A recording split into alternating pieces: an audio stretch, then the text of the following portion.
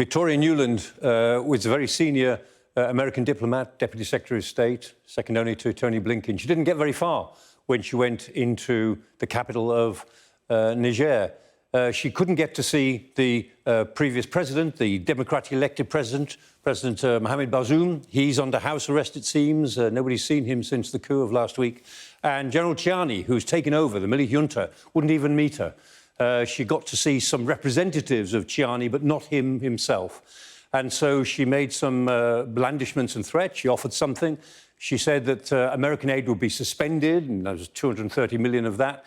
They're not listening. The fact is that the coup leaders really don't care what the outside world thinks at the moment. They're not impressed by the Americans, the French, the United Nations, or the Economic Community of West African states. It's a very poor country. Niger itself is a big place, very big country, but it's pretty poor. It's 177th on the World Bank Index of 196 in terms of wealth. Most of it, 80% of it, is Sahara Desert. And, of course, with climate change, the Sahara Desert is expanding. Most of the people live in the southwest, where the capital is, in Niamey.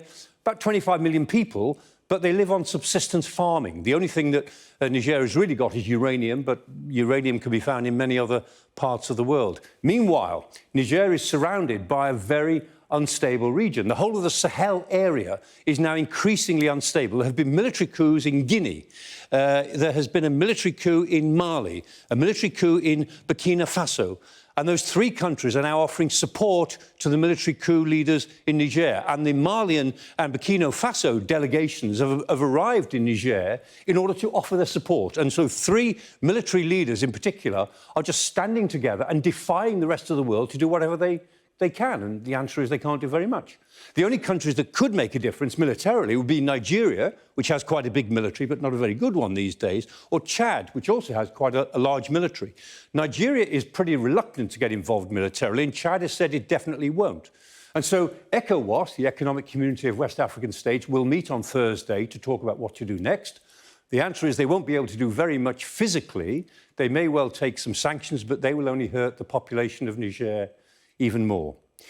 In addition to all of that, we've seen in the developments of Niger recently Russian flags appearing. This was a rally that was held on Sunday. Suddenly there were lots of Russian flags. That was a staged rally, but nevertheless it was tapping into something which the Niger leaders, I think, are onto, which is the French are very unpopular, the West is very unpopular.